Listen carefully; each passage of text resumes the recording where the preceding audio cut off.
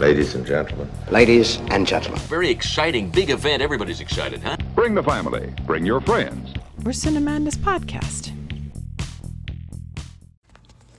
The new Disney Pixar film Elemental. Was it hot or was it washed up? Let's go ahead and discuss. Hello, listening land, and welcome to one of Roman's quick reviews on a recent film that was just released in theaters and which I literally just got out of the theater watching, and that is the 2023 version or the release of Elemental.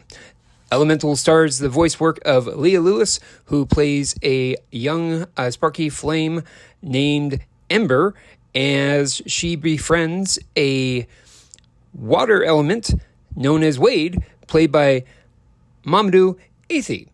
And if I'm mispronouncing that, I apologize in advance. The film introduces you to Ember's parents who flee their native land and come to Elemental City as they find an area where they belong. Now, the film quickly illustrates how they really don't have a spot in Elemental City, but Element City, but Ember's parents find a spot for them anyways, and they make a home, and they make a home not only for themselves, but a lot of the elements of fire in Element City. Kind of similar to Zootopia. There's a couple other similarities that come across when watching this film, and I'm going to get into it more. The film introduce you to Ember as she is helping in the shop that her parents have, as you're introduced to the community of fire, and you also see how the environment of Element City evolves and goes about, and how there's a lot of separation between the elements of earth, wind, water, and of course fire. And the way that it's constructed, the way that the city itself is constructed is very beautiful and aesthetically pleasing. I did not watch this film in 3D. I watched it in regular 2D, I suppose. And I thought it was very intriguing and beautiful. In 3D, I bet you it was even more vivid, as some of the colors that were displayed when fire and water got together and reflected against the walls probably would look very beautiful, in my opinion. So if you happen to see it in 3D, let me know in the comments below, and let me know if I should go check it out again. But as the film goes on, you notice that Ember has a temper, and because of her temper, it creates problems. Specifically, pipes in her parents' shop burst. Well, those pipes just happen to bring in a water element known as Wade. Well, Wade is trying to find himself as well. He is an inspector for the city, and because he just happened to wash into Ember's father's shop, he has to inspect it. Well, the two end up getting together because they investigate a leak in Element City, which could or could not cause a disturbance to the fire town. As the film goes on, you see a relationship grow between the two elements of water and fire, but will they work out? Are their differences really that different? And that's where the film explores, or the themes that the film explores for the hour and 48-minute runtime.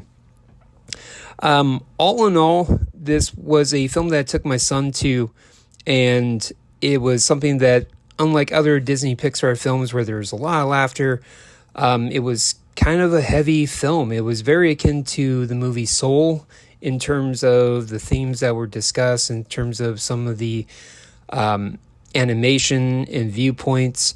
It was very beautiful, but I don't know if it was something that you would automatically take your kids to be very candid with you. At least that was my experience.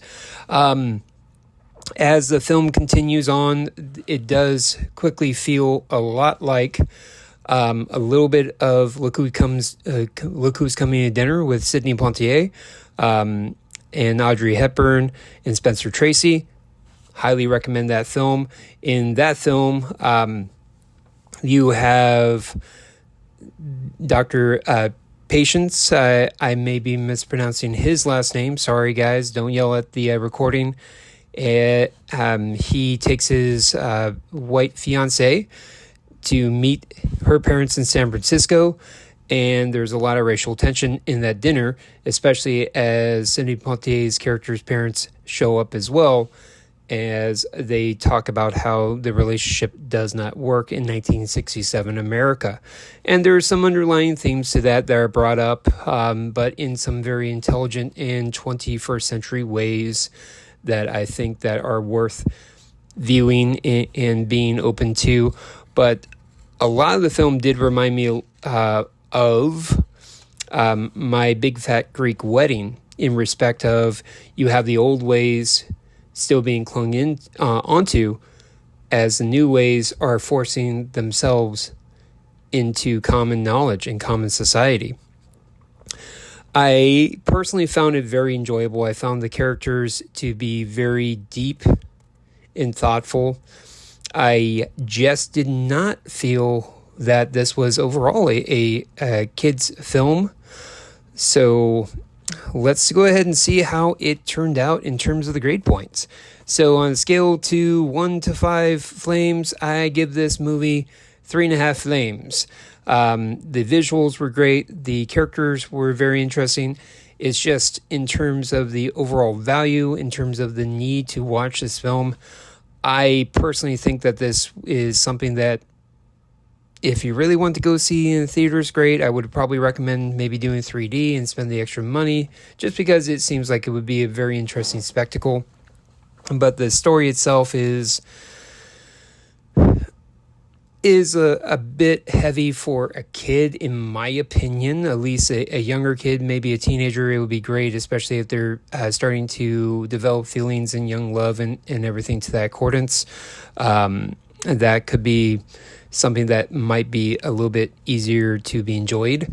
But overall, I liked it. I thought it was great. I had some moments where I got the goosebumps and a little bit teared up. But you know, I cry basically watching a sunset, if you will. So, but my wife, who was also with us, enjoyed the film. She thought it was very good, but it did have moments where it did drag, I feel, and that also plays into the 3.5 flames score. Probably wait to see this one in Disney Plus if it gets released, or on video, Redbox, or on streaming demand. Whatever is your fancy is something that I would recommend. Is it worth watching? Absolutely. Some beautiful work done. But the story itself is something that is a little bit mixture of Zootopia meets My Big Fat Greek Wedding and a pinch of Look Who's Coming to Dinner, just to make it a little bit fun.